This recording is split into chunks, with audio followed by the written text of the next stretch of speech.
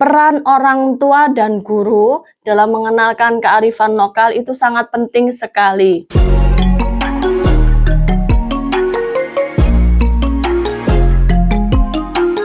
Halo, assalamualaikum warahmatullahi wabarakatuh. Selamat pagi, bertemu kembali bersama Miss Heni di sini bersama dengan Yayasan Aurika.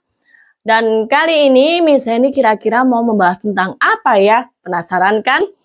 Nah, Miss Heni di sini akan membahas tentang kearifan lokal, mengenalkan kearifan lokal pada anak usia dini. Apa itu kearifan lokal ya? Kearifan lokal adalah warisan budaya suatu daerah yang sangat berharga dan harus dijaga di tiap generasinya. Terutama generasi emas yang pada usia dini seperti anak-anak kita atau anak-anak kami. Nah, contoh dari kearifan lokal atau warisan budaya itu seperti ada tradisi, ada cerita rakyat, ada permainan dan permainan tradisional dan ada cerita rakyat yang berisi nilai-nilai luhur. Nah, bagaimana cara mengenalkannya sejak usia dini? Yang pertama, kenapa mengenalkan warisan budaya atau kearifan lokal itu pada anak usia dini? Karena untuk membentuk karakter dan menanamkan cinta tanah air kepada anak-anak kita dan juga memperkuat identitas budaya anak. Nah, manfaatnya ini ya, manfaatnya bagi anak itu sangat penting, apalagi mengenalkan sejak usia dini. Yang pertama, menumbuhkan rasa bangga terhadap budaya daerahnya sendiri. Yang kedua, meningkatkan empati dan toleransi. Yang ketiga, membentuk sikap sopan santun, gotong royong, dan kerjasama yang selama ini kelihatannya hampir punah atau sudah sedikit anak-anak yang mengenal akan sikap sopan santun tersebut. Nah, cara mengenalkannya bagaimana ya, Miss?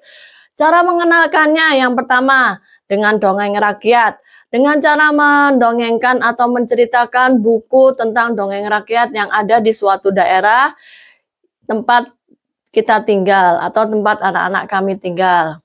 Yang kedua, permainan tradisional. Apa saja permainan tradisional yang ada di daerah kamu? Kalau di daerahnya Miss Heni, ada engkle, ada congklak, ada gobak sodor, dan ada petak umpet. Itu adalah permainan tradisional. Itu juga perlu loh, Ma, kita ajarkan atau kita ajak bermain anak-anak kita yang ada di rumah untuk bermain permainan tradisional di rumah. Di sekolah juga ada. Kita setiap hari Jumat kita mengadakan permainan tradisional bersama murid-murid kami. Dan yang ketiga, setelah tadi dongeng rakyat, permainan tradisional, ada sekarang lagu atau nyanyian daerah. Kalau di tempat kami di TK KBTK Aurika itu biasanya anak-anak kami atau siswa-siswi kami menyanyikan lagu angka 1 sampai 10 itu dengan berbagai bahasa, mulai dari bahasa Indonesia, bahasa Inggris, bahasa Jawa, bahasa Madura, bahasa Jawa halus, dan yang terakhir bahasa Sunda. Kalau mama-mama atau papa-papa hebat di luar sana mau melihat hasilnya, ada di YouTube kami, di YouTube Yayasan Aurika.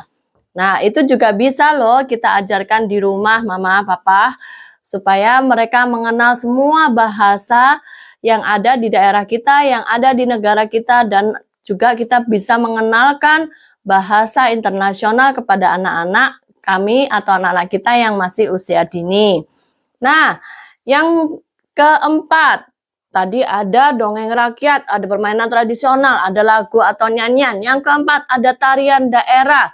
Kalau tarian daerah yang biasanya kami ajarkan di KBTK Aurika ada tari jaranan dan tari mbok jamu. Nah, banyak lagi. Ada tari remo juga. Nah, itu yang biasanya anak-anak suka sekali karena anak-anak suka dengan bergerak, anak-anak suka dengan bernyanyi, dan lain-lain. Yang kelima, pakaian daerah. Pakaian daerah itu juga bisa kita mengenalkan tidak hanya lewat pembelajaran atau portofolio. Tapi di sekolah kami, di KBTK Aurika, mengenalkan pakaian daerah melalui seragam.